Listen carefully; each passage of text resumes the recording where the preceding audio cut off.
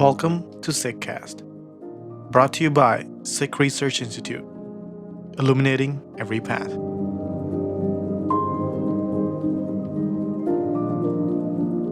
This episode of the SikhCast is from a live webinar titled Dan, Sikhi and Giving, featuring presenters Harinder Singh, Jasleen Kaur, and Manvinder Kaur. The event originally aired on January 29, 2022.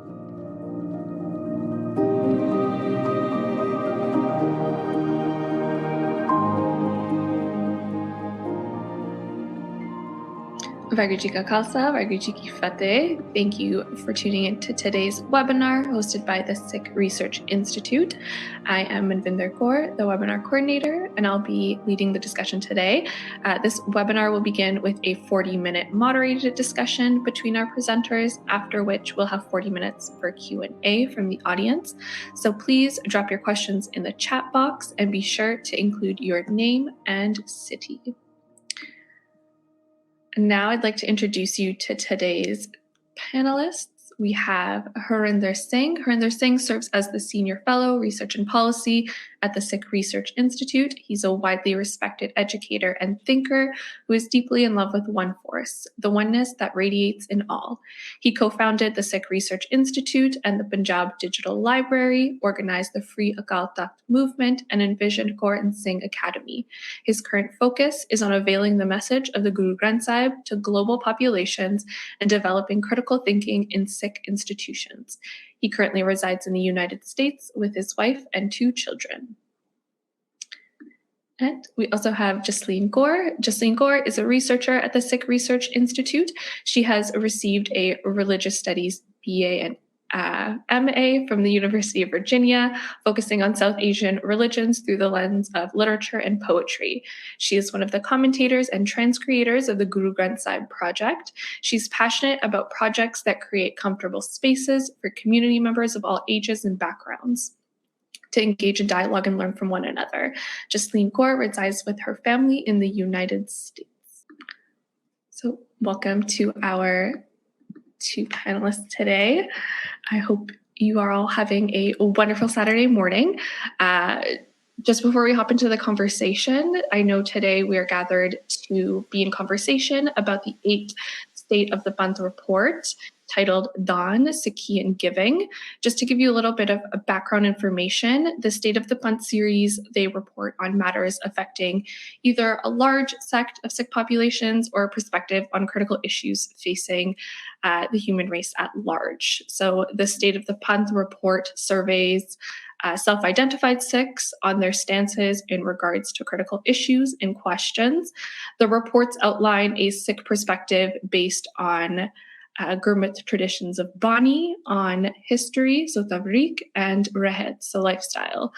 And then they often go, or they always go into recommendations for the future for individual Sikhs and Sikh institutions. I share this just so folks tuning in understand kind of what the flow of our conversation will look like. These recommendations are provided as best practice approaches to strengthening the bonds within the community. So similarly to what I've just outlined, that's how our conversation will follow. We'll spend some time talking about Bani, history, Rahet, what they have to say about Dan, today's topic, giving.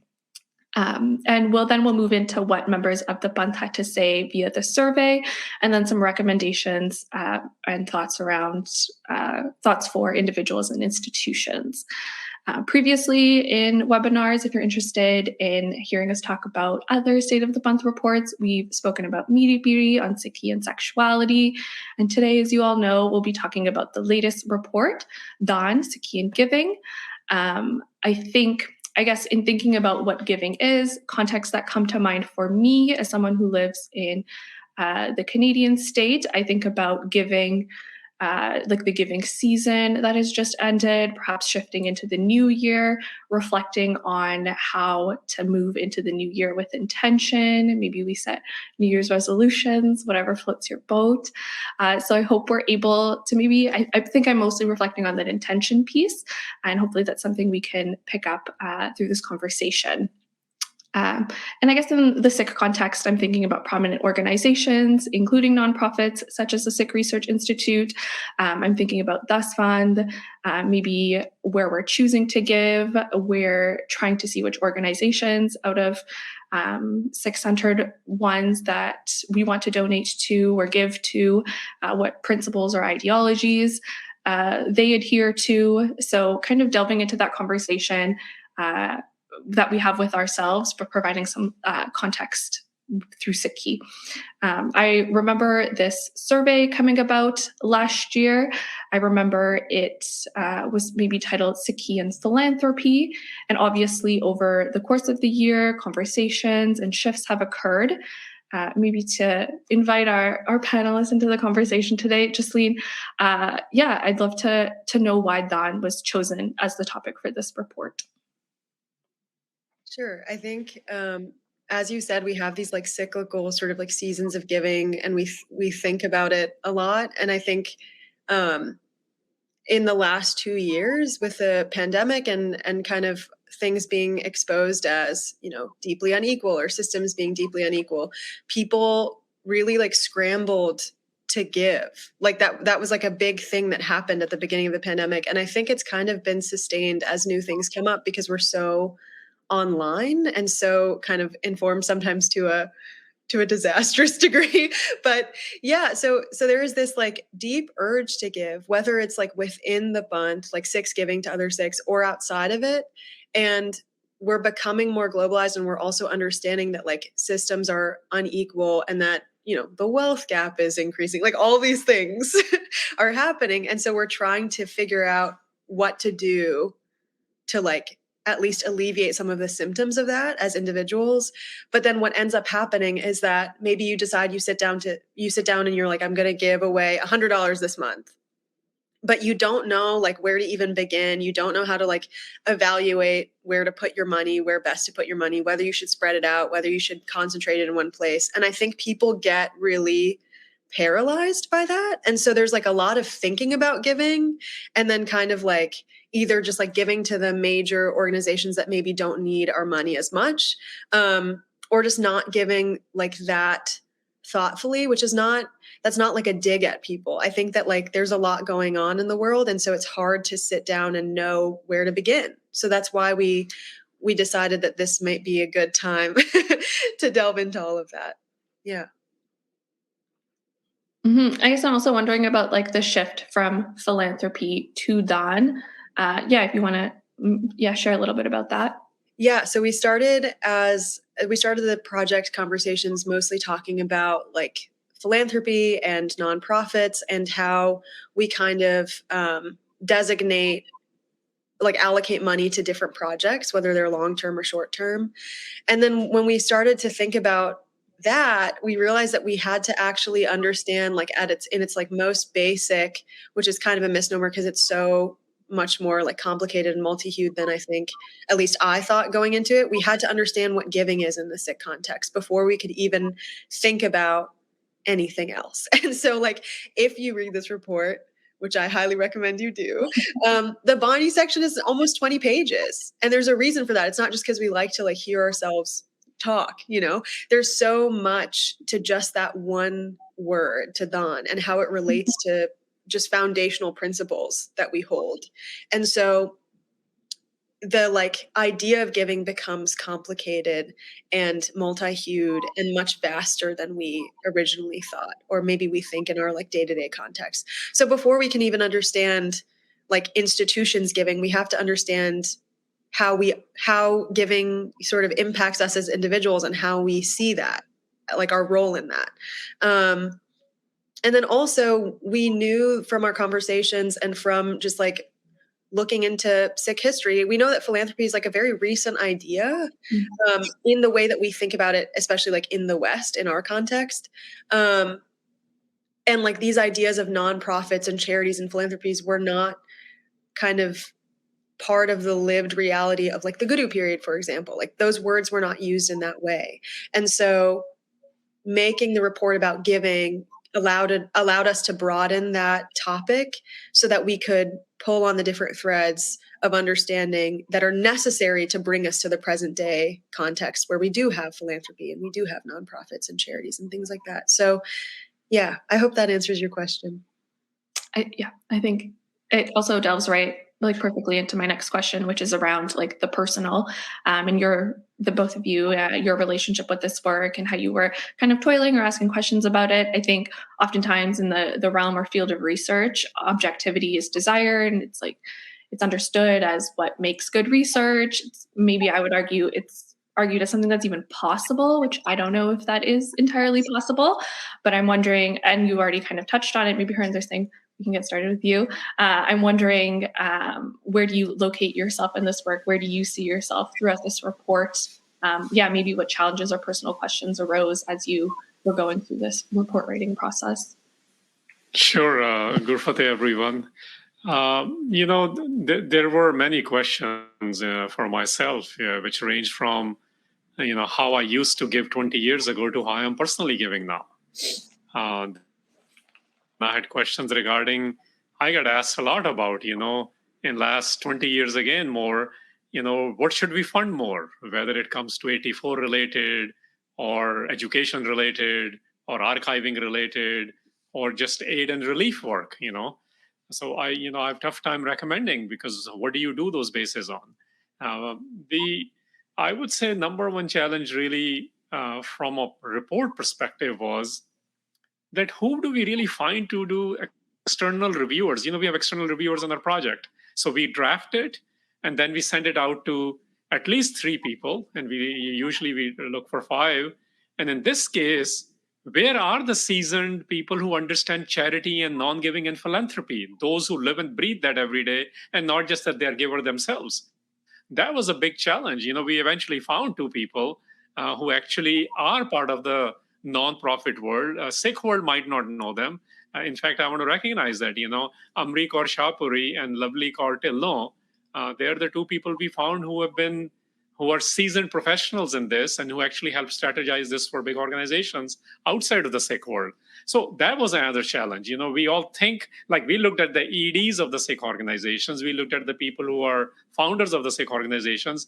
So we may understand an element of it, but we don't understand a larger picture from a current perspective, at least. So that was one of the major challenges. And the other was essentially what Jocelyn alluded to. That's why we changed the title. We started with Sikhi and philanthropy, and then we ended up making Dan, because what really giving is, if we are not able to locate giving in Sikh world, in Guru Granth Sahib, in Bani, in Shabad, in Naam, then it is an opinion. It might be a great opinion. It might be something which is popular or ideologically clear or whatever else you might want to call it. But it is not going to create the foundations of the Sikh giving, which is how it started in the Guru period, because what you see in the history is an outgrowth of that. So I would say the largest challenge was, and we didn't find much on it, so we actually said, let's go figure out what the idea of giving is, and we pursued that quite a bit in this. Mm-hmm. I think it also gives insight into, I think sometimes we see the survey and then we see the report. So you're also giving us insight into maybe the intricacies and the background work that goes into creating a report and engaging with research, and in hopefully a mindful manner. I'm wondering, Jocelyn, Gaurav, if there's anything that you wanted to add? Yeah, we've talked about this before, but I'll let everyone else in on it. Is that, even with our reviewers, we try to keep the perspectives pretty varied, so that we can look at things outside of our own perspective and be challenged in ways that we might not be able to challenge ourselves. And one of the things that I've been thinking a lot about, and I'm sure people who've watched me in previous webinars can maybe suss out that I'm a little bit left-leaning. And so there are these questions of how do I think, things ought to be in terms of how we give and what our sort of strategies are, and how do I put that to the side as I'm going through writing and researching the report with her and their saying, and also analyzing historical examples of how other people have done that. And so the example that I've been thinking a lot about is kind of the gap between Banda Singh Bahadur's strategy with the Khalsa Raj and Maharaja Ranjit Singh's strategy. And I think that like we had talked about, like, if we were to sit these two men down in a room, they simply would not agree on most of the, like, the hows, most of the methods of like getting to the goals that they, you know, have I guess enumerated. But they would agree, I would venture to say, on the goals themselves and on the just the importance they place on long-term things like you know, community building and education and like patronage of the arts. And maybe, you know, we have Banda Singh Bahadur, who I fondly think of as like a Robin Hood type, because there's this period of time where there is like that literal like taking from the rich, or like maybe things that we call land back in our parlance today, of like returning land to the tillers. And so there is this much more kind of like people oriented grassroots sort of empowerment that happens with the Khalsa Raj. And then you have Ranjit Singh, who is like leading an empire, and that's a little bit different, and his strategies were different.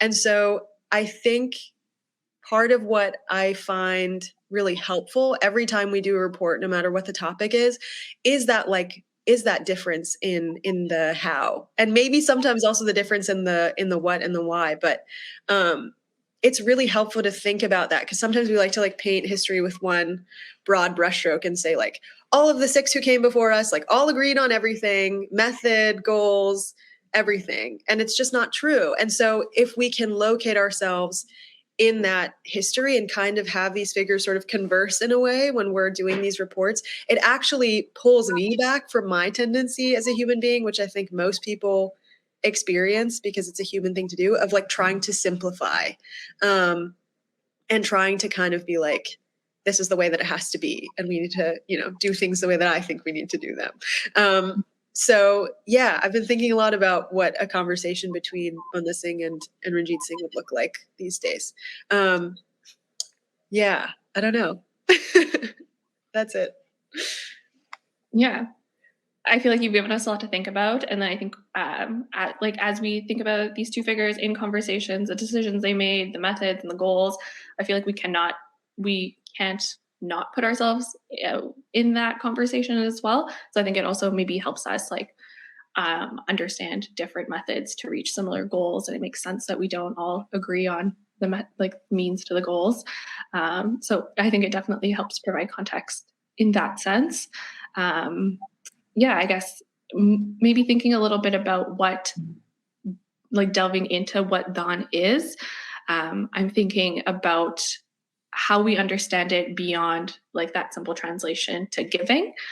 So Harinder Singh, what is Daan, and how I guess I'm thinking about how it's widely or generally understood by present day Sikhs.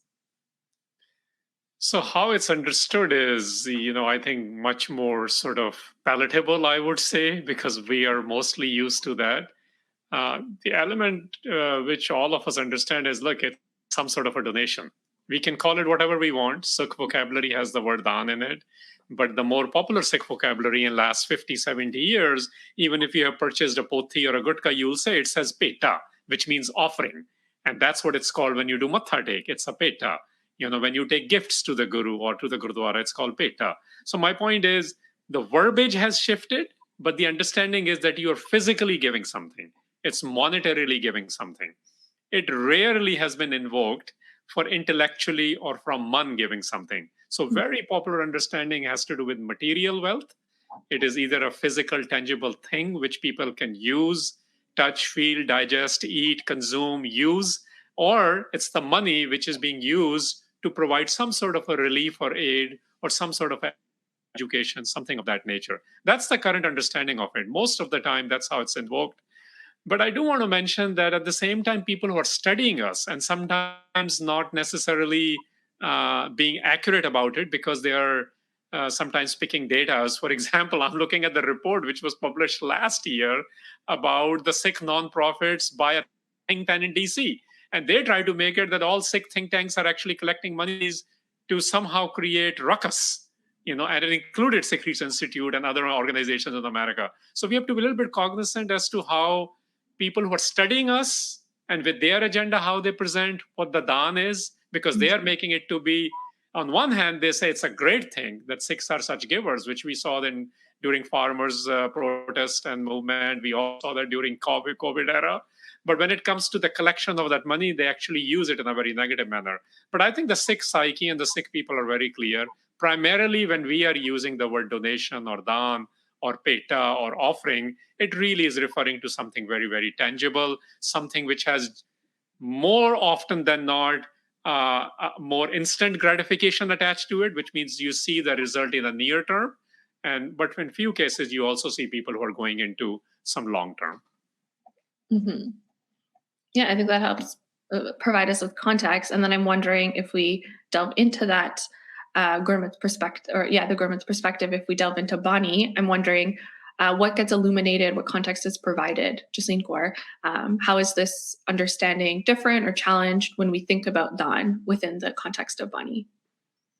I sort of talked about this in the beginning very vaguely, but it's a much vaster idea of giving than we think it is. And so it is the spirit of giving, but it requires a lot of like internal work and sort of cultivation of both like outlook and behavior that is not easy. And so it refers to like this kind of giving that is without scorekeeping. It's without expectation of praise. It's without, like emphasis on having people see that you're giving. It's like all of these things that we know about ourselves when we give. When we maybe are on the like GoFundMe for something and we're like, should I make an anonymous donation or should I put my name on it? Like these are real like things that we go through. But the kind of heart of it is that there's a lot more internal work that has to be done before we can give in the way of the greatest giver, which is Ikonkar. And that's like repeated throughout Bani, is like the greatest giver is Ikonkar and the greatest gift is Nam. And so part of what we do in the report, we had to explore what Nam is, because if Nam is the thing that qualifies our giving, then we have to understand and like feel and experience what that is. And so again, it's like we have to like way backtrack. So Nam is identification with Ikonkar, but identification is not just this like passive or dead thing. So we included the kind of oft quoted Puran Singh excerpt where, he talks about it's not this mechanical sadhana. It's this like inspirational thing that overflows. It coats your behavior and it inspires other people to change their behavior. Like it's this very active thing. So it is identifying with Ikonkar, the greatest giver, with the greatest gift, through all of your behaviors and actions and thoughts and how you perceive the world. And then it's that Nam that qualifies your giving. So again, you can see why the Bani section is so long, because these things cannot be separated. Daan without Nam is not Daan in a Sikh paradigm. And it's that kind of vastness and purposeful vastness of giving and purposeful giving that we're trying to emulate. Which is not easy. So, yeah. Mm-hmm. Yeah, you've given us a lot. I feel like I always have to, like, as you're going through it, I'm also going through it with you. So I think like the Nam qualifies the giving, I think, and we'll delve into this a little bit more, but the Nam and Daan is what I'm thinking about right now. And I'm curious, something I picked up on the report was this differentiation between gestures, so like the doing, so whatever that might be, like giving to the Gurdwara, observing fast, giving alms, whatever it might look like in different like religious contexts and in the Sikh context. So these what I'll call like gestures, and then these, I guess, like a reflection or an internalization, maybe what we could call the Daan being like coded by the Nam. I'm wondering, what is the significance between the relationship between these two, and how does it help us better understand Daan? Yeah, so there's multiple shabads that we've included in the report where the Guru kind of plays on these gestures, as you call them, like, and it's not to say don't do the gesture. Like, I want to be very clear about that. It's not saying don't do these things that make you feel like, you're connecting in some way. But there's a lot of, and we know this in like classically religious terms, there's a lot of gestures that we do because there's a very clear like reward for those gestures. And that's true in most kind of religious practice. Like there's something that we do because we think it's going to get us somewhere. And Sikhs do it too, right? Like if I do, an akand pot, maybe I can get this. Or if I do this, then maybe I can get this. Like there's these things that we do where it's this, we think there's an exchange between us and the giver that is very tangible and very based in kind of that scorekeeping. And we're like tallying off things that we've done and gestures that we've done and hoping that it gets us something, whether that's like something we want in this life or some kind of comfortable abode in the next life. So all of that is challenged when we think about Dan, because that is our tendency, is to like think about this exchange in that way. And so like I think we have to understand, and this is something that we talked about in the report, that like ultimately we're actually not the ones doing the giving. So even the things that we're giving are from the greatest giver, like they're from Ikonkar. And if we can understand that, then a lot of things go away, like the scorekeeping and the like transactional nature of our giving and the expectation of some kind of reward, and also like an attitude of lack that I think sometimes permeates things. Even like the wealthiest people, I mean, that's the joke, is like the wealthiest people, sometimes they give the least. And it's like, everybody does that kind of tallying and calculation because we are kind of operating from this idea of like, I have to hoard my own things and keep my own things for my own people. And because of that, we're not able to like live out that vastness. So the reason that these gestures get mentioned is not to condemn them or tell us to not do them. It's to urge us into that understanding that even if we're doing these gestures, like who is really the giver? And what are these gestures really for? And where is our brain when we're doing these gestures? Like, are we doing all of this with some kind of expectation? And so I think that's really like relevant to what we go through on a daily basis in our relationships and in our like giving. And I also think then that, we talk about this Nam-Dan-Isnan paradigm. So I'll kind of introduce Ishnan because it's literally a cleansing, right? So we see people doing this in various like purifying sort of bodies of water at various holy places, and it's supposed to do something for them. It's supposed to cleanse them, remove their sins. Like there's all these ideas we have about this physical cleansing. So the Guru also takes that gesture and says, yeah, that's how you understand it. But also Ishnan is about clarity in our purpose and in our actions. And it's like, it's not about this physical cleansing. It's about like being able to be expansive in our perspective and in our understandings, so that our actions can also be vast and emulative of Ikonkar. So all of these gestures, which I think is really like a cool thing, get played on to kind of be reimagined and understood in a different way as being within that paradigm that we talk about so many times in this report, which is the Nam-Dan-Isnan paradigm. So everything that we think is surface level is like deeper by like 100 levels, basically, when we talk about these gestures and our ideas about giving and what comes next. Mm-hmm. I guess, I feel like this is also helping. Perhaps we're not like consciously or actively going into these like hundreds of levels. So maybe this like helps illuminate and like maybe helps put us in conversation with the multiple levels and the deep meanings that something as maybe previously thought as simple could actually be like much more complicated. And I guess you've already mentioned it, the Nam-Dan-Isnan. I think that frames a lot of the Bani section, and I think it also frames a lot of the rest of the report. I see it, I saw it translated as identifying, giving, cleansing. And in my brain, I'm like, oh, that's very linear. You do the identifying, and you do the giving, and you do the cleansing. But of course, like that's not it. Or that's not simply like the one way to look at it. So I'm wondering, Harinder Singh, what does Dan mean in the context of Nam-Dan-Isnan? If you wanted to share a little bit more about that. So, I'm listening to two of you go have this conversation and just explaining it. And I'm going to pick out a couple of those things to answer that, right? So it is complicated, but remember, Gurbani is for everyday people, so it is simple as well. So we can complicate it as much as we want, but then we have to say, okay, what is it really telling us to do? So the first part there would be, look, let's start with where we are. So Guru Nanak Sahib actually tells us in Bani, when we are giving, what we are really thinking is this. Again, if you are that ideal exception, I'm going to say this 1%ers in a different kind, not the 1%ers we are used to. So 1%ers of Virle Keike in Gurbani, it's something even maybe probably less than 0.1%. Who is not thinking this is less than probably 0.1%. That's the number I'm using. But what Guru Nanak Sahib is telling is, what are we really thinking when we are giving? He's like, De de mange, sahasa guna, sob kare sansar.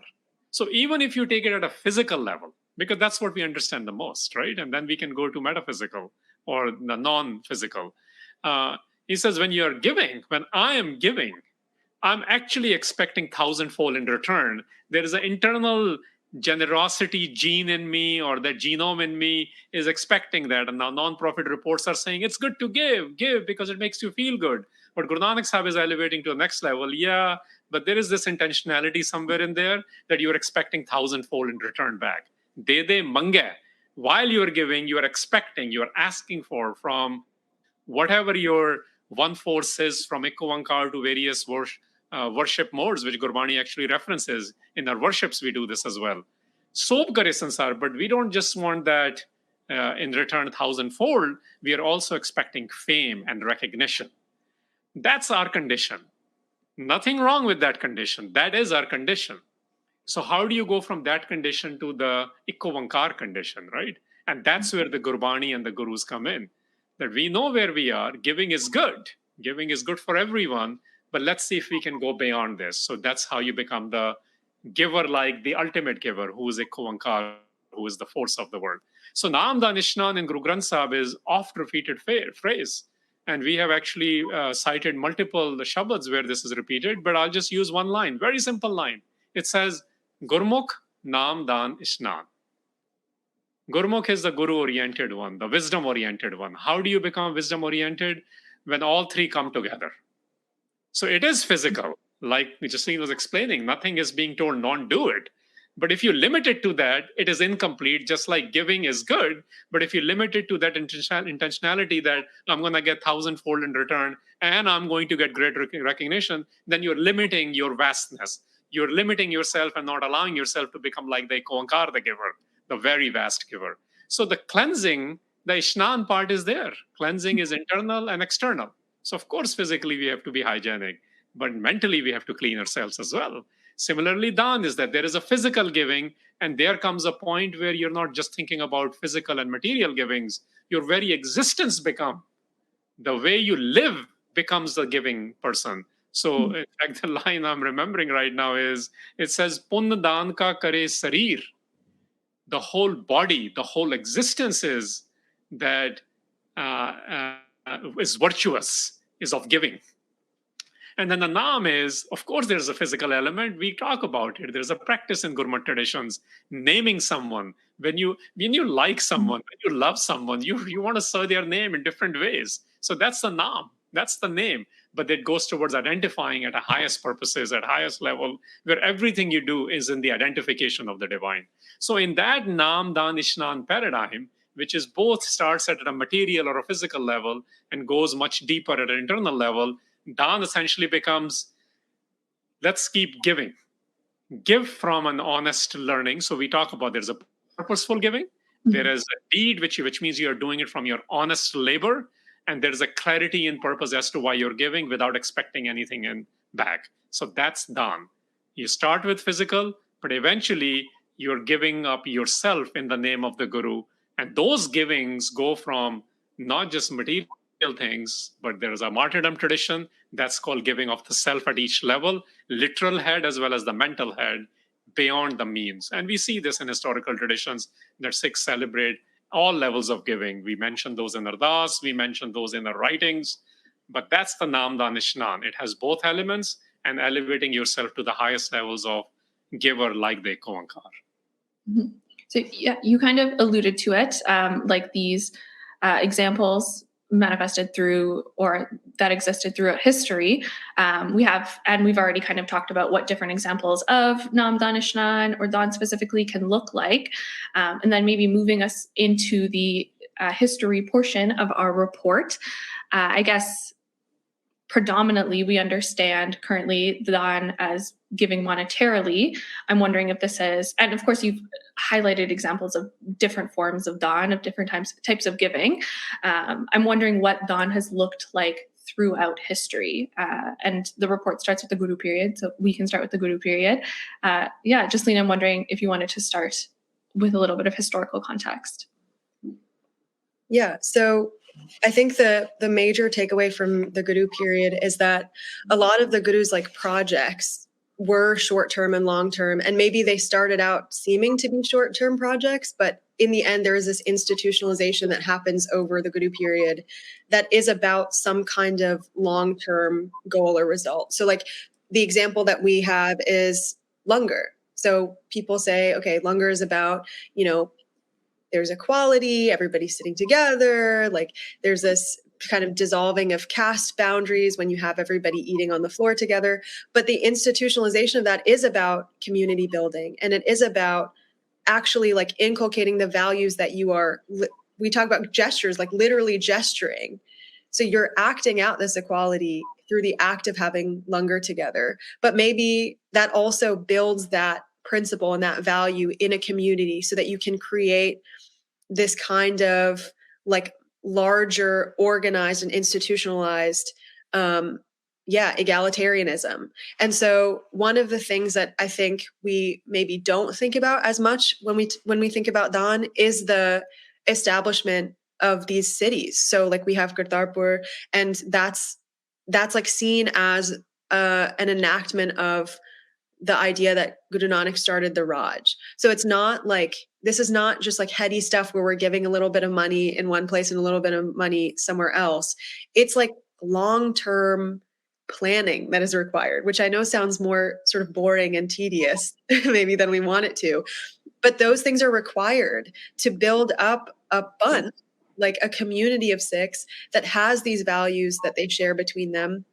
Because when you build up that community of thinkers and activists and artists and you organize them and you have institutions that are furthering education and unifying them through language and, centralizing power, you're building up the ability to expand those values into other communities. So something that we talked about in the report very briefly is this idea of like Gur ki seva and Har ki seva, and this idea that like you actually do have to serve the Guru and the Panth and the Sikhs in order for the Panth to serve the larger community. And that's, I'll talk about it when we get to the survey as well, but like that was a sentiment that people had, is like some people think we're doing too much of one and too little of the other. And so what we see in the Guru period is that Dan also encompasses that like strategy and that planning that maybe isn't as tangible. Like it encompasses empowering the Panth so that you can do those larger projects and those, more long-term projects. So I think that's something that we don't think about that much. And those communities are kind of, they're examples that we can use now when we kind of tell ourselves that like things are this way and they've always been this way and they always have to be this way. If we can kind of do that work of the long-term planning and strategy and understanding the needs of our Panthic community and the larger communities that we're a part of, then, I think that's the vastness of Dan that we can actually like implement and act out in the world, rather than just like, our small givings. If we can expand the vastness of how we understand Dan, then we can also start to understand how to emulate that planning in the Guru period that I think that we've kind of lost a little bit. Mm-hmm. And I think maybe this is a section where you're referring to achievable utopias. And I guess, like what I'm reflecting on is maybe the idea of these utopias as like physical spaces, and then a little bit of what you just shared around these, maybe not a physical space, but more like leading through ideologies or like inhabiting the Dan or emulating the Dan. I'm wondering what yeah, maybe if you want to elaborate a little bit more on what a community built on the principles of Nam-Dan-Isnan looks like, and what achievable utopias could, or maybe things to keep in mind when thinking about achievable utopias. Yeah, sure. So, I mean, in the case of Kartarpur Sahib, like we know that the principles of Ikonkar are like, that's what this achievable utopia is founded upon. So that means that we're eliminating like the priestly class, we're dissolving caste divisions, we are actively like working towards an egalitarian society. And there's like something deeply revolutionary in that. And so we see that, and we see that with like multiple cities that are founded. We see that with Anandpur Sahib, with Guru Gobind Singh, and in his something we talked about in the report is that he actually bestows ownership of that land onto the Sikhs, onto the community. And there is this idea that like we have collective ownership and collective responsibility, and that that doesn't mean that everybody's giving the exact same amount. It's that everybody's trying to do what they can, what their capacity is, what's in their capacity, whether that's monetary or not, to build these communities. So that didn't always look like people being able to give money. It also looked like people donating labor, you know? And so that's not, I mean, none of that is like foreign or far away from how we can be responding in our current situations. I think like we have these ideas of mutual aid and we have ideas of how to organize, but maybe we're not necessarily enacting them all the way. And you know, there might be an argument that like we have to have a literal space, like a literal city or a literal nation state where we can enact those things. But if you look at, you know, the later historical period where we have like the British in India doing their thing, we have all these kind of attacks on our institutions and our kind of like sense of self in a way. You have a response by people who are outside of those positions of power, who are able to kind of address the needs that aren't being met by the state, or to address the things that the state is deliberately doing to break down communities or to disempower people or to immiserate people further. So we have examples of how to do that even within the sort of nation states that we exist in now. And we've done it. And I think, you know, we can continue to do it. So this idea that there has to be a space is not necessarily true. But I think something that I take a lot from the Guru period is how much like imagination has to go into that. Mm-hmm. And I know that seems like a fluffy sort of, you know, word to use, but it's actually, if we don't imagine anything outside of what we can currently see, then we're not going to be able to build those kinds of communities that we saw in the Guru period. It takes a really large amount of kind of imagination and also like deep logistical work to get to that point. So I understand the notion of physical space being necessary, but I would disagree with it. I think that we've seen how we work within the spaces that we have when we don't have that kind of like physical community all the time. I don't know if Harinder Singh, do you want to add anything? Or disagree? Sure. I mean, the conversation started out with the utopias, and I was smirking a bit because there we go again, trying to figure out a Western model. Sir Thomas More was riding a fictional island in 1516, and Guru Nanak had created a reality in Kartarpur by then. That's the difference. Yeah. Just think about that. You know, so when we think of, and Sir Thomas More is my hero, don't misunderstand me. I understand what he was doing with the reform, with the Catholic Church and the Church of England and all that stuff. But the point is, the Gurus actually had made that a reality when the leading thinkers in the West at the time are actually imagining that. And that's the difference. So what I want to say is, look, let's apply this in the post-Guru period, because this is where we really see what Jasleen was saying fully into action. You know, but Khalsa Raj, as Banda Singh Bahadur delivered, was not imagined in South Asia. It happened with, as we say in Punjabi, with the Thappada of Guru Gobind Singh. That's the anecdote. What is behind that anecdote is all the military campaigns, all the physical and strategic plannings, all the monetary, administrative, and governance systems. All of those things come into play.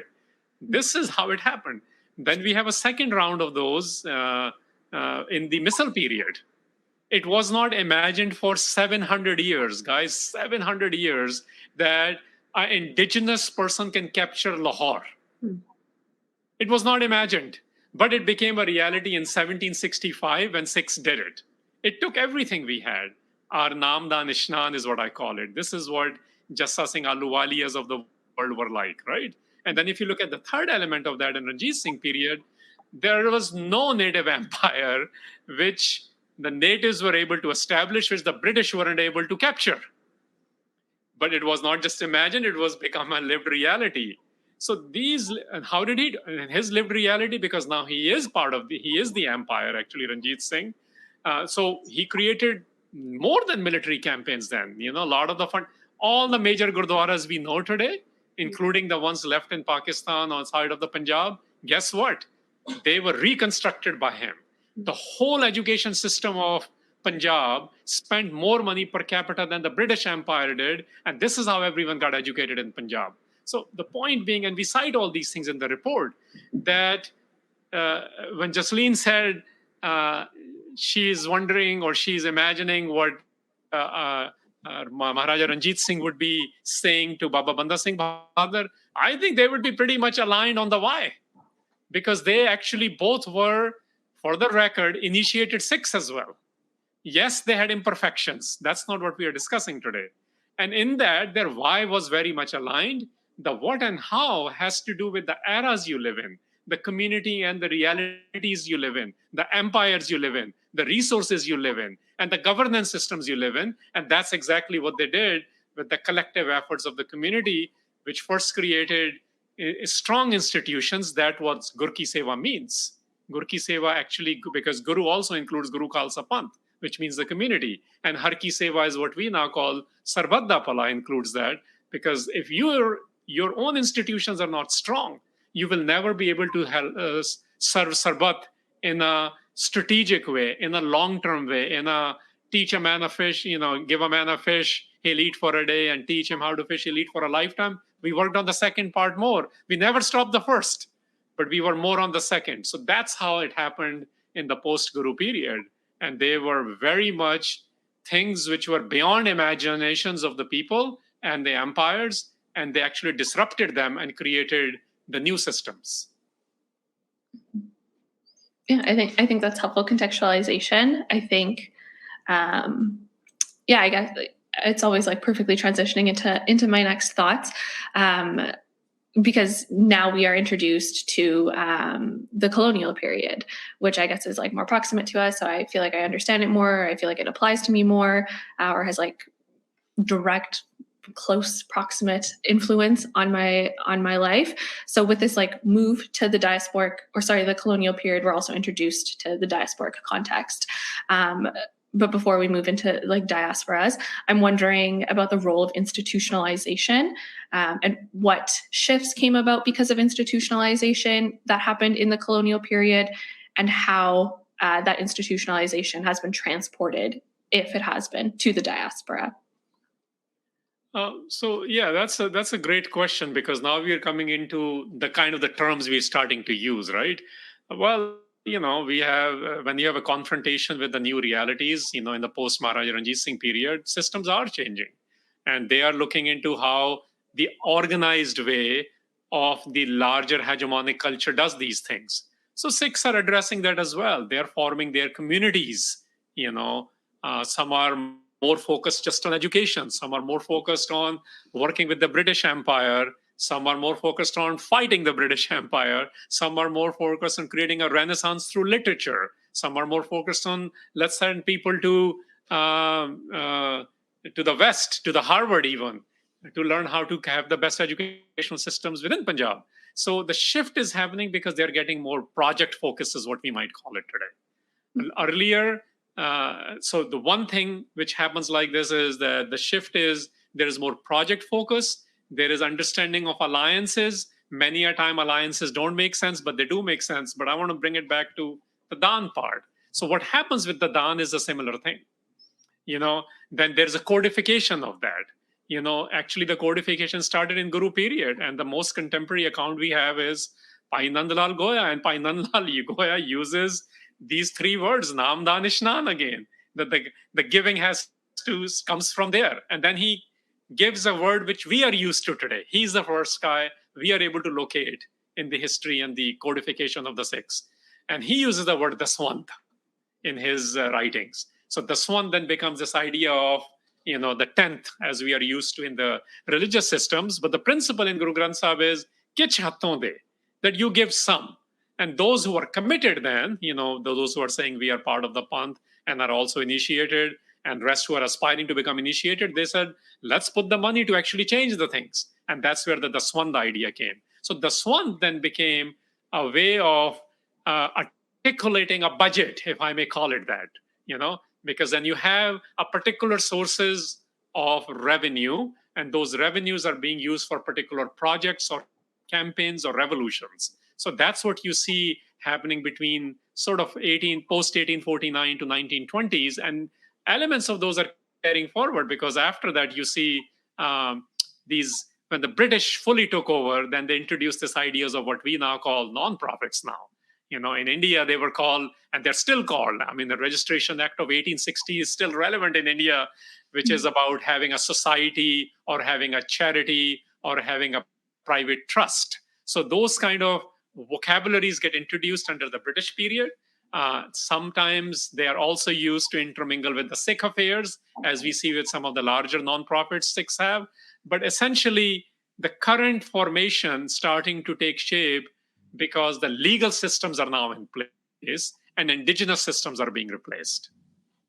Mm-hmm. So yeah, you kind of already covered it, but I guess to delve further into the Rehat section, I guess like some things I'm picking up on is like it's project based. We're thinking about budgets, and of course, like perhaps these are like simplified terms of understanding what's happening in the colonial period. Maybe this like privatization. Maybe I'll use like individualization. Whatever we want to, however we want to understand these shifts. And it also is sounding like there's a shift. Yeah, and I'm wondering when that shift occurs from, or I guess you covered it already, but from Dan to Dasvand. And then I'm also reflecting, I guess, on the codification of this shift. So in the Rehat section, it reads, if one has taken Amrit and is not giving Dasvand to the Guru, then one is breaking their commitment to the Guru and is akin to stealing from the Guru. So I'm wondering if you want to say, I guess my question is around the codification of Dasvand. Look, I'll make it very relevant. When I was learning to delve into the Sikh nonprofit world in the mid-90s, I remember Time magazine had an article with a cover story called Mormon Incorporated. Everyone was fascinated. Who are these guys while the world is making fun of them? And one of the things when I looked into was, and few of us who used to talk about these, we said, what? Almost 60% of them gave the swant in Sikh vocabulary, they're tithing, right? So, well, guess what? Sikhs were doing this in Guru period. So what happens is when you have an organization of a community into a Panth, how do you think the langars are being run? How do you think the cities are being built? How do you think campaigns against the Mughals are being fought? You need horses too, right? And that's why Guru Hargobind Pasha says, we don't need romalles anymore. I'm adding that up. But he did say very clearly, we need kodes and shastars, which means we need, because this is, the horses and weapons were the need of the time. So codification definitely happened. We have it in writing, in the writings of Pai Nandlal Goya. And then we see in several Rehatnamas which are exploring this, because Rehatnamas are personal explorations as to how they understand the code. So in those codes, the line you read comes from there. And we see Pai Khan Singh Nabha even 100 years ago writing this. So the Swan became codified in the Guru Gobind Singh Maharaj period with the Khalsa's advent. And then explorations of those Daswand, I don't want to mislead, because I think it sounded like we were only project focused. No, I also said that we were revolution and revolt focused as well. There was no monolith. The idea was, like Jasleen said, she's left leaning. There are people who are right leaning. There are people who are centered. We have every shape of people even today. Guess what? 100 years ago, we had them too. Some fought the British, some worked with the British. Some said we'll work with the British to fight with them internally. And some said neither. We're going to be independent. So all three got funded. Who funded them? They raised money at gurdwaras just like today. They raised money through their networks. They, even if you have seen popular movies on Sardar Udham, you'll see what the gurdwara was doing in Punjab to inspire him to be a giver of a different kind, and what a gurdwara in Southall was doing. Sorry, at the time it was Shepherd's Bush, to inspire the monetary collection so he can buy what he needs to take care of what he needs to. So what I'm trying to say is the codification happened during Guru Gobind Singh Maharaj, and that codification was accepted by the large masses of the Sikhs, regardless of what kind of project they were working on, what we call project now. And they included all sorts of things. They were not just comfortable things, if I may call it. They were not just instant gratification kind of things or relief things. They included fighting the state things as well. I think this move away from monolithicization or monolithicizing, thinking there's only one thing happening in a specific period, is helpful for, at least for me, to think more widely about what these periods look like and what was happening. And then I guess this also shifts us into the diasporic context. And I guess there's like various things that influence us and our very diasporas.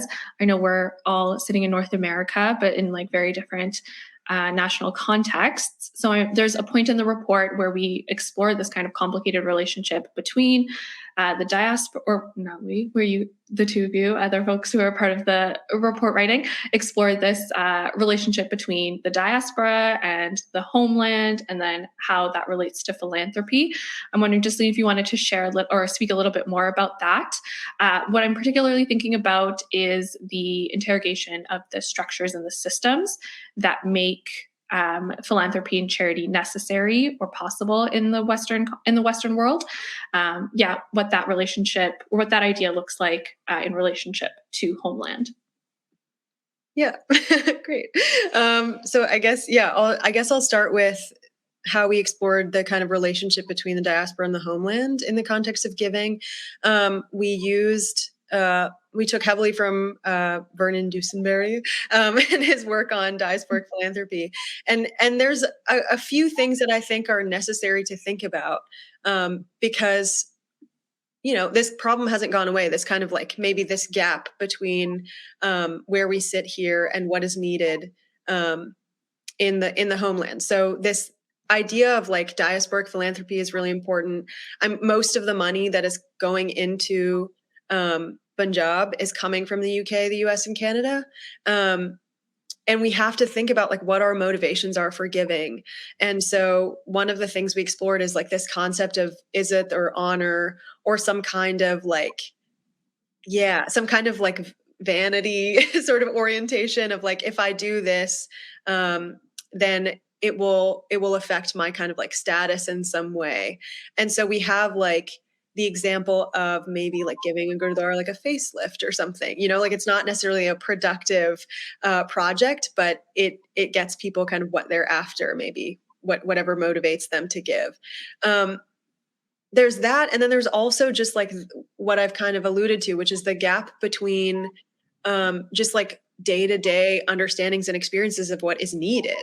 And so it's really hard if you are sitting in one place and you don't have that much of a connection to the place that you're kind of looking at from where you are. If you don't have a sense of what's needed, then you have the risk of kind of donating based on whatever you think is needed. And so I think that's been something that we touched upon in the report, is like both the motivation and also just like the gap in understanding of what people are actually asking for. And we see that in the survey as well. We had respondents who were in the homeland saying, we want projects that are long-term and philanthropic, and about that kind of teach a man to fish, saying that Harinder mentioned earlier. It's like there is this kind of tendency, I think, that we have as humans to want to do the thing that is like quicker or has kind of a quicker payoff. And that maybe makes us look good in the process. And so that's like a big thing that we have to consider when we're sitting in our diaspora context saying, okay, I want to send my money there, but what should I do? Where should I send it? So that requires a little bit of introspection, a lot of introspection, before we kind of start putting things where they maybe like it makes us feel good to put money in certain organizations. And then there's also just the issue of like, if we think about not to get like too general, but if we think about who leaves the homeland, like who has the privilege to leave, right? We have to think about caste. We have to think about class. We have to think about these things that make it easier for certain groups to leave the homeland and maybe make a lot of money that they're then going to send back. And so whose needs are not being addressed? Because if I'm like a person who is from what we now call like the oppressor caste sort of group, and that's like my family history, and I've come here because of the privilege of my grandparents, and I'm looking to give money to maybe places that I like vaguely know, who am I more likely to know? Like, we have to think about all these things and where money is needed, but it's not going. And then also something that we saw in the survey responses, in like a substantial enough sort of amount that we noticed it, is that like there is some skepticism too, towards like people who are kind of giving money without much sort of sense of like purpose and direction, outside of maybe their own needs. And that's not to say that that's true of all people who give from the diaspora into the homeland, but it's something that we have to kind of be truthful about while we're thinking about these things. So that's one complicated thing. And then the other complication that you had asked about is this idea of like what structures and systems make philanthropy and charity and like nonprofits, possible and necessary in the Western world. So like I said in the beginning, we have to acknowledge that like Sikh conceptions of giving and charity and philanthropy are rooted in this Gurmat perspective and in our history and in our Bani, like they don't actually jive with Western notions of philanthropy. They're like fundamentally different from our original conceptions. And so like we have to understand that philanthropy in a Western context is a lot of times a thing that reinforces colonial divisions. So we say this in the report, like us versus them, have and have nots, and then like the rich and the poor. So these are all things, again, that we have to acknowledge, and not just acknowledge, like it should inform our behavior when we're like trying to figure out how to give. Because, I'm thinking about like the news, maybe it's not that current anymore, but like the Freer and Sackler families, or the Sackler family, not Freer, the Sackler family, and the opioid crisis in the United States, so there's this idea that like, if wealthy people maybe are making money in a way that is not honest labor, like we talked about in the beginning of the report, that like Dan actually also is qualified by like how you're making that thing that you're giving, like what is your labor honest? So if there's this dishonesty in labor or this aligning with things that are harmful, something that we see is that like wealthy families or wealthy institutions that maybe are involved in something that is not so kosher, then use philanthropy as like a PR move. So like this is another thing that we have to keep in mind. Again, it's not true of everyone, but like these are all questions that we have to ask. How are people making their money? It's not just, is Jeff Bezos donating? It's like, how is Jeff Bezos making money? And is it rooted in what we call our Sikh paradigm? So is it rooted in this like egalitarianism? Is it rooted in fair treatment? Like these are things that are really important. And so I know that that's like, it feels funny to write a whole report on giving and then to be like, but there's so many things complicated about it. But that's the reality, right? And so if you can acknowledge that, and also acknowledge like our material reality as it is right now is this way. This is how things have to happen because of the gap in wealth. Like, then you can understand also how to change those things. And I know I said imagine so many times, but also act on your imagination. But again, that requires all of that internal work, because we couldn't have those imagined and then realities of communities that are utopias on earth without that foundation and without the work that is necessary. Because it's not just that the guru is perfection and therefore we can have these imagined communities become a reality. It's that the community around the Guru, like the devotees of the Guru, the Sikhs of the Guru, have to also do that work to build that foundation and kind of agree on that goal and then carry it out. So yeah, I think that's a very long-winded thing, but these are complications that we want people to really be thinking about. And sort of the point is that if we want to give vastly and with purpose and with intention and thought, there is a lot of a lot of this work is necessary to understand the systems in place and to understand how you can best sort of do your part. Yeah. Mm-hmm. I know you said that, yeah, like you wrote a report on giving and then you shared that it's much more complicated than that. But I think that also helps us maybe start in like actualizing what giving looks like, how we are, how we have the monetary funds or how we're getting the money that we are going to be giving. I think it helps us like interrogate those aspects as opposed to being like, this is giving, this is how you do it, go off and do it. But like you have to engage with those like tough questions. And I guess I think like in your first part, you were speaking about like where we're giving and understanding like what the needs are, and understanding, I guess, as something I come across in like my nonprofit work within with other communities is around this like savior complex that we adopt when we are giving, maybe to people within our own communities, within communities in the homeland. And how sometimes that feels like a natural instinct, being the savior, giving the money, and then actually like stepping back and being like, okay, how am I earning this money? Is that also done in a way that adheres to principles that I want, that also adhere to the way that I want to give? Hope that made sense. But that's kind of what I'm picking up, the like where we're giving and how we're thinking about where we're giving and our own positionalities in that, and then how we're attaining that wealth as well. But to move a little bit to the survey, just to give everyone a little bit of context, we had around 726 respondents from 23 different countries responding to this survey. Among other questions, one of the ones that were asked was around what most informs perspectives on the effectiveness of Sikh nonprofits. So around 60% of people said impact or outcomes are what is most important to them when they're trying to assess how effective a Sikh nonprofit is. People also said transparency and public relations or social media. And I found that last one like very interesting.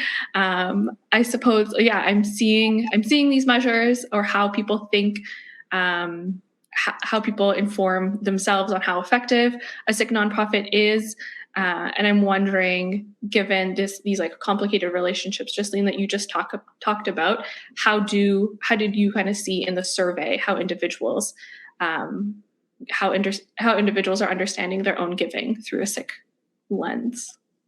Yeah, I think so. I did allude a little bit to the sort of diaspora homeland relationship and how that was reflected in the survey, and this idea of like serving the Panth versus serving like a larger community, I guess, or serving all of creation. So that came up quite a bit in the longer responses of like what people are seeing that they would like to see change.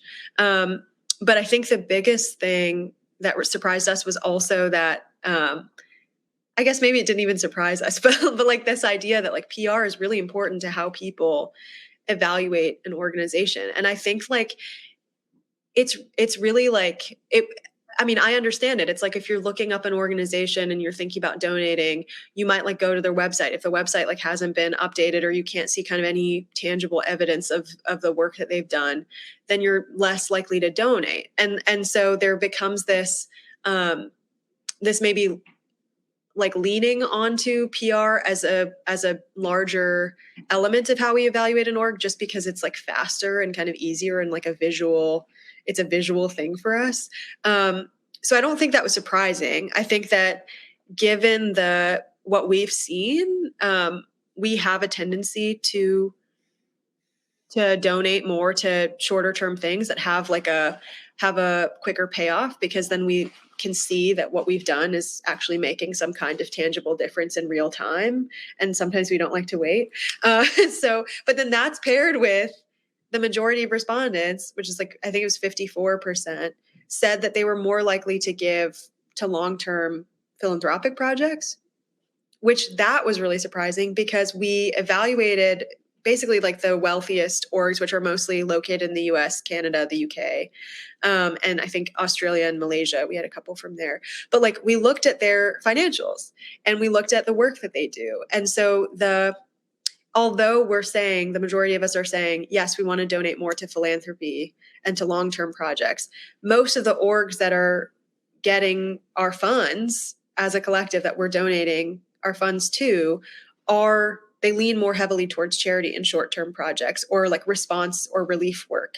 And so that's just like, I think I'm wondering a lot about like why there's that disconnect. And I think, Harinder Singh and I talked a little bit about like, sometimes when you're like thinking about how to give and maybe you don't have as much money, you want to like maybe spread your dollar a little bit more or try to figure out like the most effective way to donate.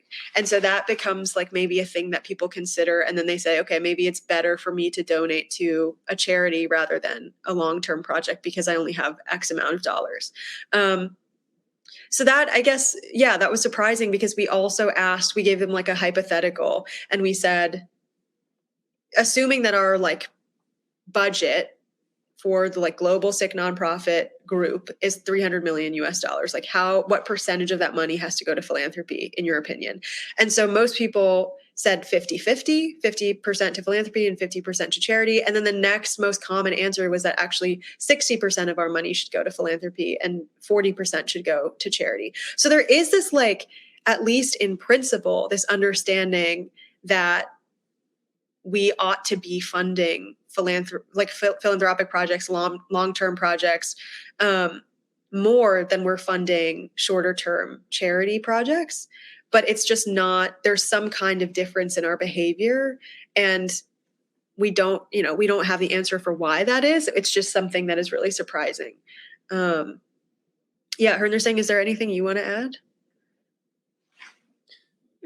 I'm going to go back to a guru period example, maybe to demonstrate that at organizational level. So we like to talk, and this is from PR angle a little bit, and it's covering that as well, Pai Kanhaiya. But what we forget is that while there was one Pai Kanhaiya, which was facilitated by 100 Bachittar Singhs, and that was the project of Anandpur, that it allowed us to actually go to that levels of service providing. So if we come to today's, in the nonprofit world, SGPC has roughly, I think we had 2019 numbers is what we used. Their budget is 162,000. And the largest relief budget in the world outside of the homeland is Khalsa AIDS. It's almost $5 million US. So you have those budgets available to provide that kind of a work, which both organizations claim to be doing large amounts of that. SGPC does many other things. We can be critical of where they spend or not, but that's what they publish. Now, the question for us would be the complications and the disharmony, perhaps, which we are referring to. And $300 million is not an unfounded estimate we came up with, because if we look at all the data available to us, we were already able to account for more than $200 million between the three largest Sikh nonprofits in India, SGPC, DSGMC, and Chief Khalsa Diwan, as well as about 10 or so, which the countries Jasleen mentioned. But in addition to that, Singapore as well, because it has some large old philanthropic organizations of Sikhs.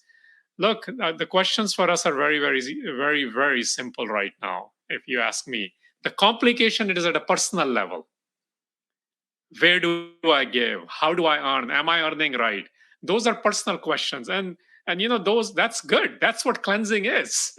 Cleansing needs to happen at a personal level. At organizational level, we need to ask more critical questions. This is where, in America, for example, Network for Good and Charity Navigator and GuideStar actually help us answer some of those, which is legally, are we doing the right things?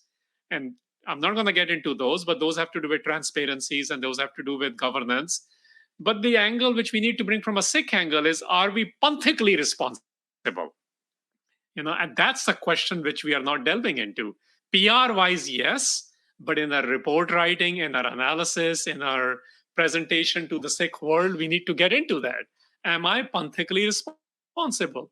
And what that means is, can we go back to this Nam-Dan-Isnan paradigm and say, well, I am focused more on charitable work, and this is the long-term policy change I'm trying to do, or this is the reality change I'm trying to do. So if we want to have the next Pai Kanhaiyas of the world, let's not keep invoking the Seva Panthis of the past, which I know they still do good work, or a lone ranger like Ravi Singh, who's trying to get medical attention in England as we speak. But it requires much more work. That facilitation happened in Anandpur. And I think that facilitation in the non-state model, which is our current reality of the Sikhs, we need to become more diligent at organizational levels. So those who are running the organizations have to ask some serious questions about why we exist and why do we operate the way we operate. And those who are funding them in more larger donations also must be asking those questions to them. That what policy change are you working toward? What dent are you working toward, which will be changing the realities of the communities you're trying to serve? Thank you. I think we, just before I forget, we will shortly be, or we can now move on to questions from the audience. I see that we have a couple, but yeah, I would prompt everyone to leave their questions in the chat box, including their name and their city. Yeah, I guess, what we just reflected on was kind of this individual giving, and then moving on to more like organizational and institutional giving. Not to like push us, actually, yeah, I guess I won't shift us like back and forth. I'll try to ask the questions that maybe pertain to what we had just been talking about. Yeah, we have a question around who currently constitutes the most powerful and influential segments of Sikh philanthropists in the North American context. So the question is, what is to be done about the fact that much of the Sikh philanthropic class is constituted by extremely wealthy people who may have come into their wealth by investing in various forms of, in this question asker's view, exploitation or violence. They're wondering if the panelists could reflect on this in the context of the discussion around the model of Anandpur Sahib and other Sikh possibilities of utopia, which would prompt one to rethink these ideas of nonprofit and the philanthropic models maybe that we use today. And like these nonprofit and philanthropic models constitute or consist of the wealthiest Sikhs who are giving and donating a small fraction of their wealth in exchange for an outsize voice in community and affairs discourse. So I guess like how I'm understanding this question is both reflecting on who is doing the giving and I guess the donating in our current context, which is oftentimes very wealthy people who are receiving this wealth or attaining this wealth in various, maybe not always helpful ways, maybe exploitative ways. So that that current day reality with these ideas we were talking about around Anandpur Sahib and utopia. So can the panelists maybe reflect on this in the context of models of working towards wealth distribution, which I know in the report there are mentions of. So thinking about mutual aid networks and labor organizing. So I guess, yeah, I'm thinking about like the push and pull or like the dynamics between those two, and then reflecting on wealth distribution models. Are they saying Jasleen Kaur? I got lost in the questions, but I'll go with the spirit of it because it was lots of statements were mentioned. But look, I'll pull out two things. One is we cannot answer this from the Guru period because Guru is all-knowing and Guru knew where the funding was coming from.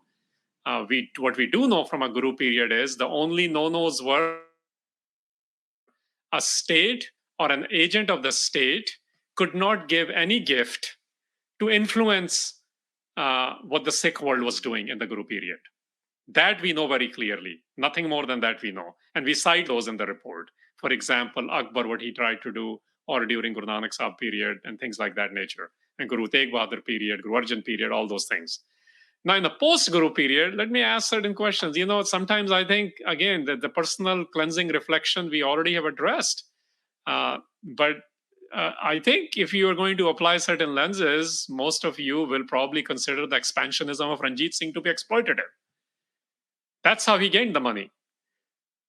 I don't think that's where we were going with this report. What we are saying is there are some definite no-nos. We don't know. There are certain things which do create disharmony from the Nam-Dan-Isnan doctrine, and where it is creating the disharmony from earnest labor angle, that's the angle we brought in, then the individual and that organization needs to, that philanthropists need to do more thinking. That's the first point. Second is the organization which receives it, what do? Well, there have been seldom cases of where this has happened, where the gifts have been refused, let's call it that.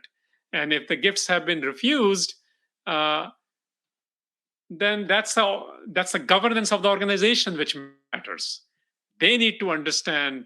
So this is not about value judgments only. This is about knowing what is our operating principle, what is our culture, and how we are getting into it, and not holding fingers to only the extreme rich. And I want to mention that while I understand that argument. Because who do you think funded even Kartarpur, the Karodi Mal? I mean, I don't know what you know about him. That's the whole land was given, right? The person who gave the space for Sahibzada's, Chote Sahibzada's, for the cremation. We don't know much about that individual, how he or she earned it. So what I'm saying is, I'm saying a little bit of a forewarning. We absolutely must strive forward earnest living. And that's where the dance should be coming out of from a personal angle. Organizations must have a criteria on how to deal with where it is pretty black and white about how the money was earned. Other than that, I think we need to relax it and perhaps look into more as to how do we plan for philanthropic world? How do we plan for the right aid work? How do we make sure that these details which Jasleen had provided and quite intricately, that it is not just the funding, but the funding which creates the jobs and the mechanisms, as long as they're not being used for the personal benefit, that's where the focus needs to go.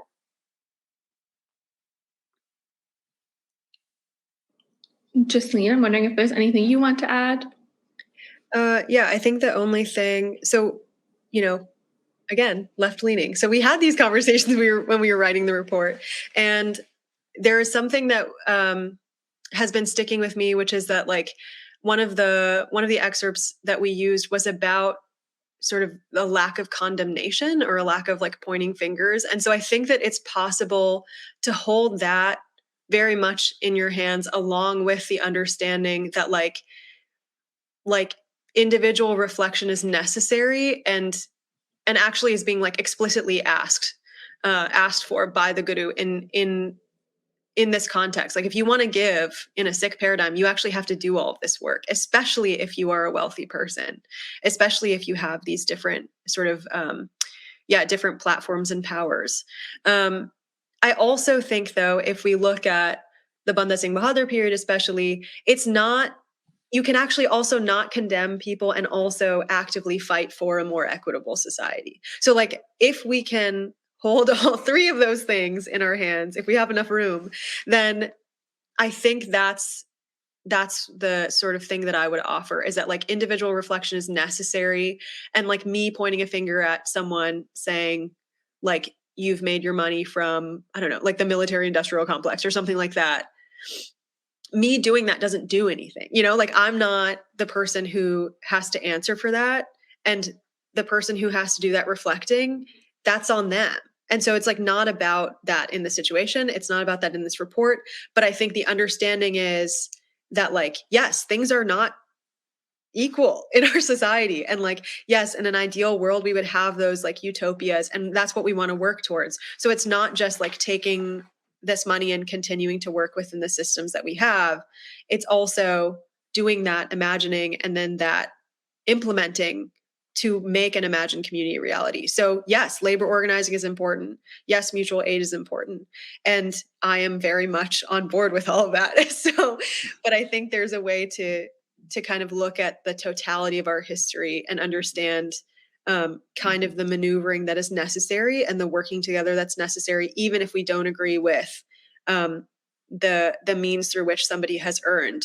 And even if we say like maybe that means that through which somebody has earned is like violent, like we have to understand that. We have in the Guru period, we have land donations from people who are wealthy and powerful and who are in charge of kingdoms. Like we have this happening in our history. So the question is, where do you draw the boundary of, okay, thank you for this donation, but you actually don't get to have, control over what we do with this. And so that's part of our recommendations as well, is like, when we have an org that is taking money from wealthy donors, which is like kind of how all these nonprofits have to function, is there a clear statement of like, actually, we're going to decide what our goals are and our agenda is, and that's not up to our donors to decide. So like these are all things that I think it's even like uncomfortable for me to say, because I still have that tendency to be like, no, but that's something that I've definitely like thought a lot about in the report writing and in the research we've been doing. So I hope that helps. And this is, that's a great point. And there are many things, Jaslene, I'll be even more left of you, but Sikh world is uncomfortable talking about that. And we are not addressing that. I mentioned it once, in the Sikh narrative, there are people who fight the state. And in today's environment, they are labeled as terrorists or they are outcasted, They also, their survivors, their kin survivors, post 84, they have to figure out their ways of raising monies, which is also an uncomfortable topic, which we must delve into.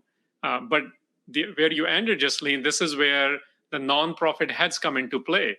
This is why you need an independent board in a nonprofit, which is not a funding, and the funders have to be separated from that. And that's the kind of stuff Sikh Research Institute has gone through. Other organizations are also going through. I mean, I'll use a North American example because Jaslene used several earlier. It's like, I remember I served for a year or two on the advisory board at Smithsonian, a religious advisory board.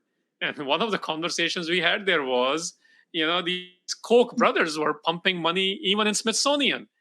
So they took the money, and I want to make that point, and they said, thank you for your donation. And they actually used their donation and put it in the Natural History Museum. Just think about that for a second, which talks about evolution, which they hate, because they are all about naturalism. So the point about governance has to be solid. That's one of the ways organizations, because that's where the question was, can be very, very effective. And they can tread this fine line between not being judgmental, but staying true to their mission and true to their governance, true to not just the legal realities, but also the ethical realities. Mm-hmm. I think, that's helpful as someone who is also, I guess, it's important to engage in this conversation, and also it is maybe a little bit uncomfortable as well. So I appreciate the conversation. I know we literally have a minute left. There are a couple other questions. Maybe we can extend, if folks are able to stay on, we could stay on for another like 10 to 15 minutes. Is that okay? I'll just check in. Yeah, that's fine. Okay, awesome. So we had a question around Nam Japana Van Shakana Girt Karna, which I did not get to touch on in our conversation, but I know it comes up in the report. I'm wondering, Harinder Singh, Jaslene Kaur, if you want to touch on this. The question is just, is Nam Japana Van Shakana Girt Karna from anywhere in history or Shabad? And then perhaps relating it to quick answer is that was a 20th century adaptation attributed to Pai Veer Singh, because people were not understanding Nam-Dan-Isnan, which he also explains very well. You have to realize the early 20th century environment, everything was revolution, right? So you needed more active verbs and a more contemporary way to say it. And that's where it came from, Nam Japo, Vand Chako, Kirt Karo, because it was agitation, right? That kind of a thing going on. but it is very much founded from Nam-Dan-Isnan. We went back to that phrase because that's located in the original vocabulary of Guru Granth Sahib, and that's where we focused more and more on that. And then the second question is around seva versus dan. I guess thinking about what is the difference between seva and dan, and then should this person maybe is asking a very overt question, should I still be donating my money in addition to my time? So maybe this difference between money and time. So in this report, we focused mostly on monetary giving, but we also looked at the different ways to give. And that's why we included, like in the Ardas, we talk about like the different ways to give, like literally give your life, which is a thing that we come back to. There's a reason that we like remember that through the Ardas. But I think that, I mean, the difference between seva and dan is that I would say seva is like a form of dan, like a form of giving. And something that we talked about in the Guru period is that like if people could not give monetarily, they were giving through some other means. And that doesn't mean you have to choose one or the other. So you can do both. So you can give your this one, and then you can also, do your seva and donate your time and your labor. I don't think there's any reason to have to choose one or the other. Yeah.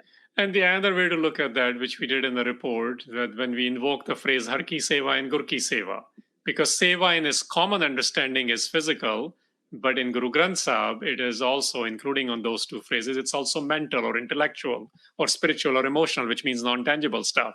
So absolutely, this is all inclusive. The focus was on the physical, but or the monetary, but it includes 95% of the seva in Guru Granth Sahib invoked is mandi seva, which is either intellectual, spiritual, or emotional, all of those things combined. Yeah, I think we also have a couple of questions around, maybe more explicit, like where are the needs? Where should we be donating? So I guess keeping that in mind, answering that to the best of our abilities. And then there's also a question around, so this person is asking, they have an income, they're wanting to donate 10%, and they're not always sure if they are stable enough to be able to donate that 10%, which I think it's like, oh, do I have enough money to be able to be giving some of my money away, and kind of that like hoarding onto our wealth that we were talking about. So keeping that in mind, I guess maybe you could speak from personal experience. The question is, how do I get into the mindset of giving generously with intention and with an open heart? Mm-hmm. So both where to donate and how to do it intentionally.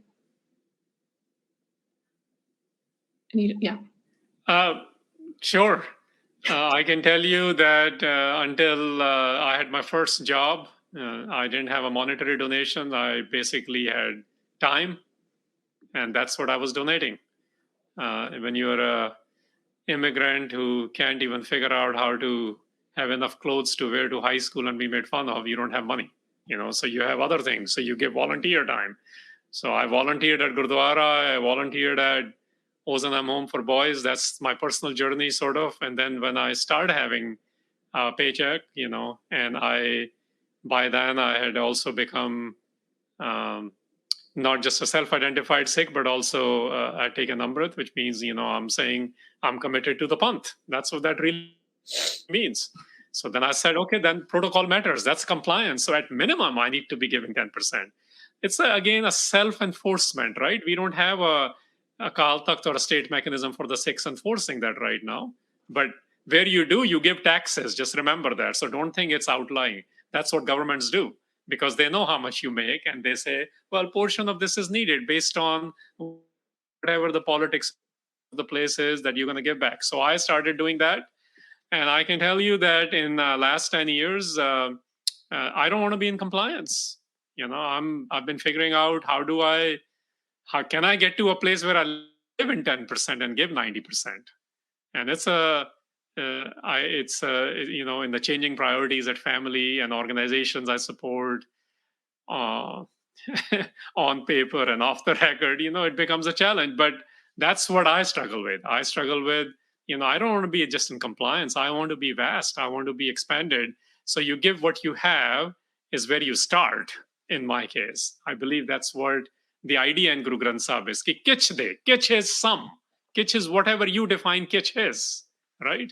And you do it yourself. You don't do it through someone else. And then, as you grow your relationship, your commitments, you start going beyond compliances. And that's my journey. That's what I've understood from not just Guru Granth Sahib, but also the codification in its spirit.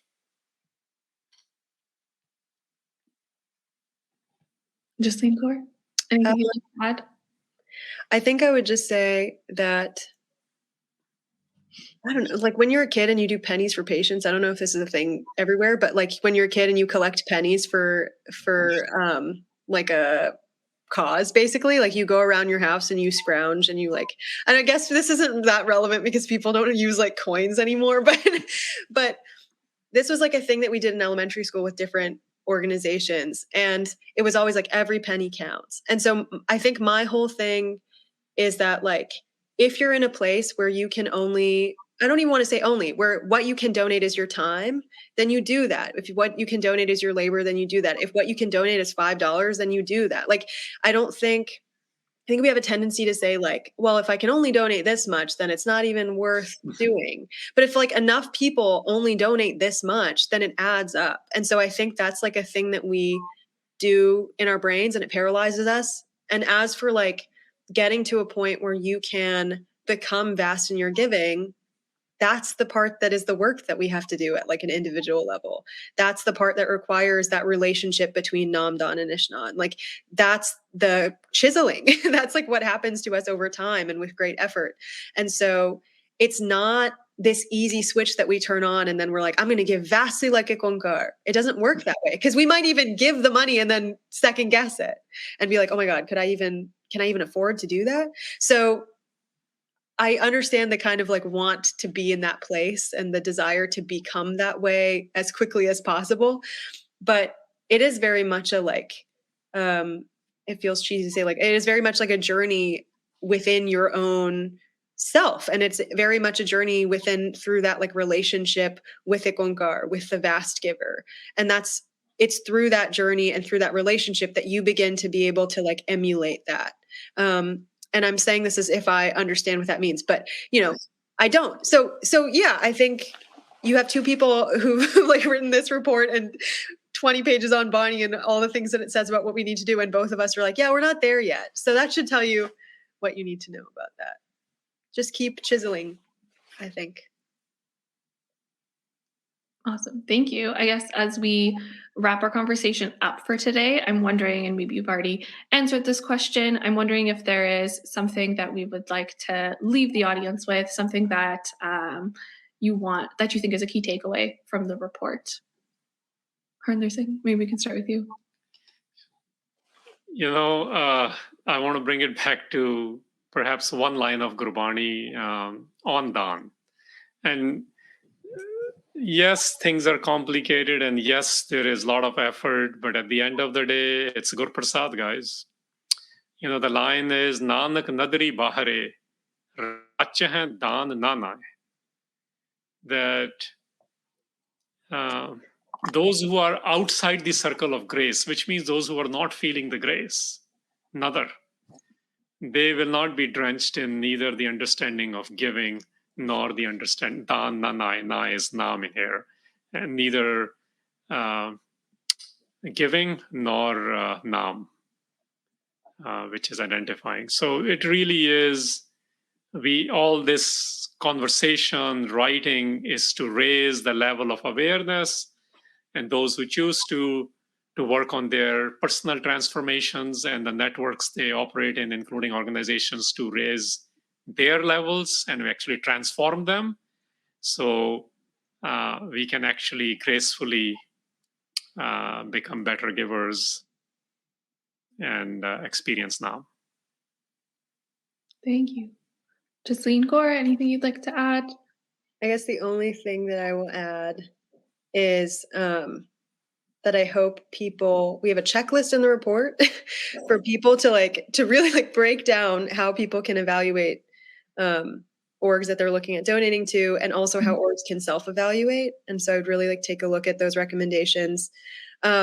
And then I think like on an individual level, I would say like look at the kind of imagination and vision of the Guru period and the way that came to be, and look at the imagination and vision of the Khalsa Raj period, and look at how that came to be, and use that as inspiration as you like do this work that is not easy and that is going to take time to do that kind of imagining and work towards making it a reality.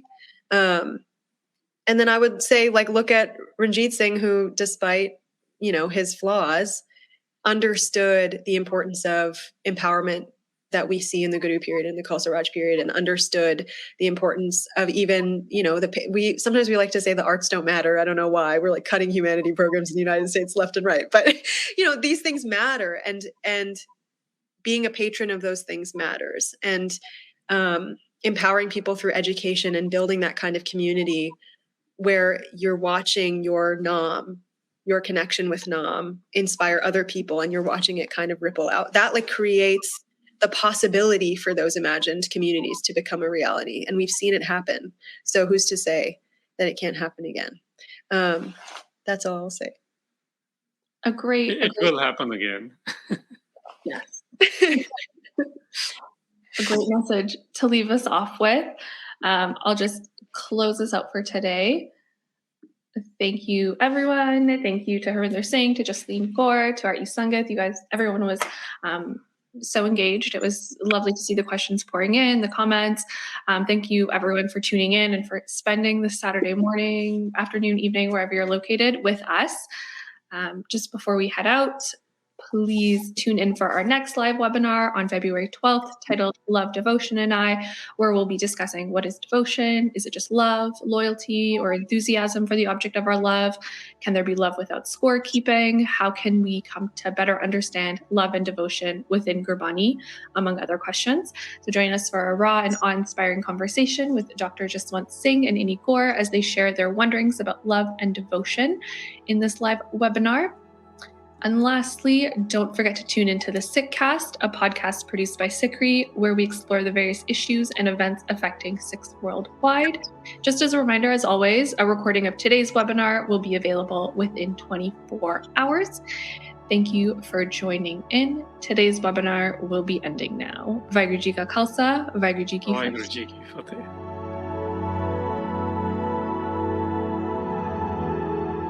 You were listening to SikhCast by Sikh Research Institute, illuminating every path.